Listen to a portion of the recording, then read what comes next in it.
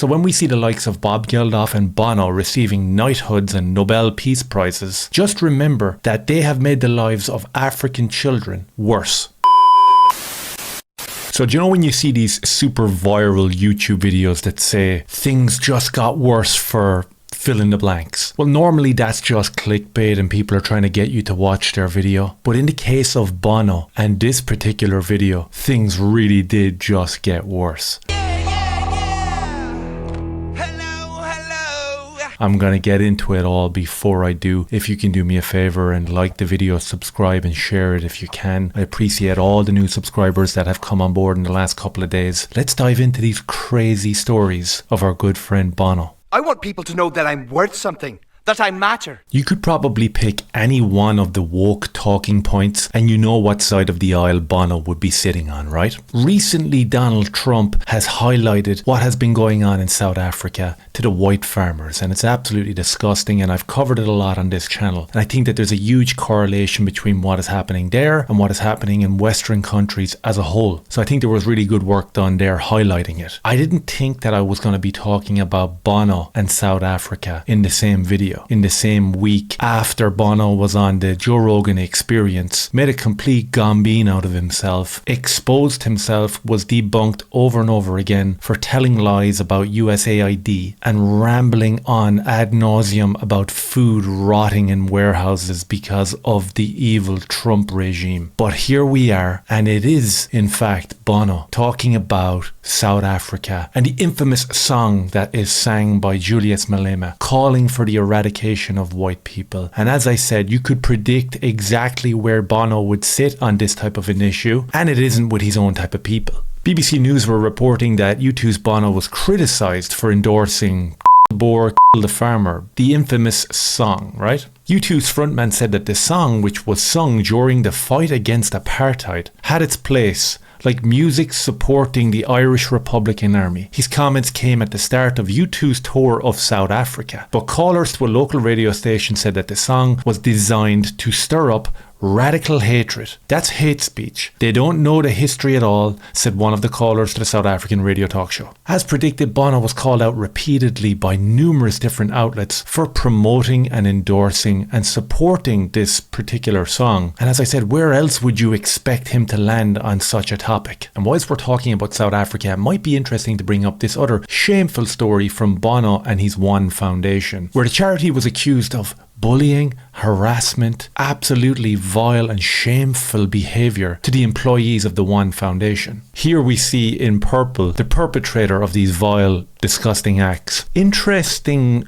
demographics there, to be honest with you. So in a nutshell, whilst Bono was promoting the Julius Malema song, his foundation in South Africa were literally just being absolutely vile, disgusting human beings. They were evading tax, as you would expect with anything connected to Bono. So they didn't pay tax. This black chick was having her employees come over to her house under the guise of, there's a party happening, do you want to come? And when they got there, they ended up having to stand outside and be waiters and take the jackets off of the people that were actually attending the party. Kind of like Coming to America, you know, when Eddie Murphy thinks that he's getting invited to this prestigious party and he ends up parking cars for the night. Similar to that. Except for it was a lot more sinister in terms of the victims of these bullying hate crimes, because what you would do with the employees of the One Foundation is have them come in and massage her feet, make tea for her, constantly berate them. These people couldn't sit comfortably at home because this bitch was ringing them constantly, harassing them. Bono ended up having to come out and apologise for the behaviour of his One Foundation and the disgusting employee that he brought in there to run the show. Evading tax, harassing people, manipulating people, bullying people. Interesting. So wouldn't everybody know and expect that Bono is tied up in numerous different shameful scandals coming out of South Africa, promoting songs that call for the eradication of a certain race? The hypocrisy knows no end with Bono, does it? But that brings us to the most shocking story coming out this week about Bono. It wasn't the fact that his One Foundation was only given 1% of their actual charity to the people in need and keeping 99% of the takings for themselves, thus becoming a multi-millionaire.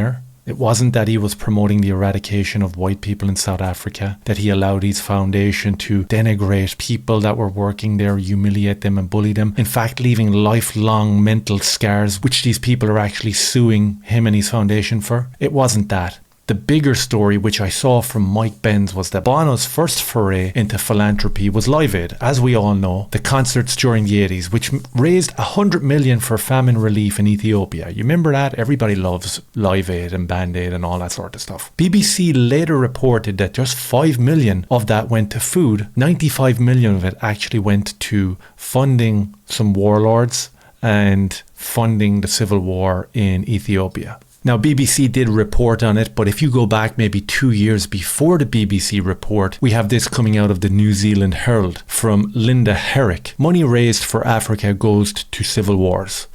Picture of Bono there, of course. Why wouldn't it be? Her latest book, Rogue Economics, studies the destabilizing effect of economic globalization, focusing in part on why more than $500 billion worth of aid sent to Africa since the 1960s failed to reach the intended destination, developing the nation's economies. A huge amount of the aid, which includes money from the United Nations, donations generated by Live Aid for Utopia, organised by Bob Geldof, and Live Aid concerts in 2005, organised by Bono, has instead served as a rogue force, notably as an important form of terrorist financing. In countries such as Ethiopia, Somalia, Sudan, Zimbabwe, Tanzania and Kenya, Ethiopia, for example, received 1.8 billion in foreign aid between 82 and 85, including a large contribution from Live Aid, 1.6 billion of that, she points out, was spent on buying military equipment. The money has ended up making Africa poorer and more violent because the money has been diverted towards warlords, weapons, armed invasions, she says. And that is the problem with Africa and its corruption. Now you jump over here and we have the BBC report, and it says that they have to hold firm for their Ethiopian famine report because Bob Geldof got his nose out of joint when the truth started to prevail. Whether he was knowledgeable about it beforehand or afterwards, we can't say that. But what we do know is the funds that he virtue signals so hard for to come out of your pocket to be sent to the poor people of Africa actually makes them poorer. So when we see the likes of Bob Geldof and Bono receiving knighthoods and Nobel Peace Prizes, just remember that they have made the lives of African children worse. The BBC are standing by the report that 95% of the 100 million aid raised to fight the famine in North Ethiopia in 1985 was diverted by rebels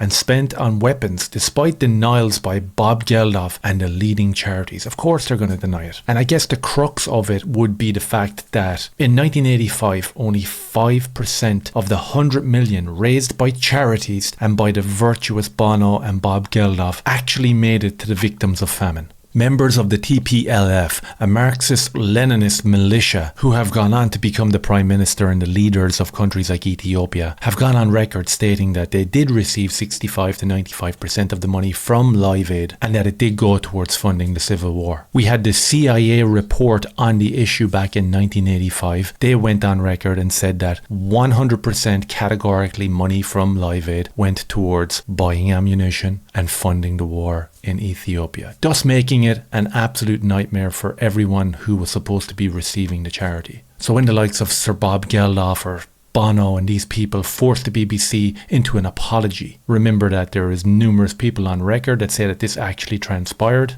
and not to take any of these apologies to be legitimate or credible. Just like when you put this into a mainstream like Google search engine or into a Grok, they're going to come back with the same BBC were forced to apologise later on.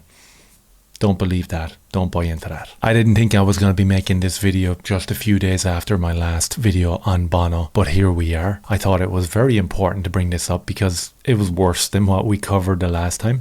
And you know what? The further you go down the rabbit hole of these absolute scumbags, I believe the more information you will uncover. And as I said in the last video, if any of it made sense, do me a favor, hit like, subscribe and share. And if you want to support the channel, you can jump over, become a member. Link will be in the description. Or you can follow me on Patreon. We do some walk and talks there exclusive for members. I'd really appreciate that. Cheers.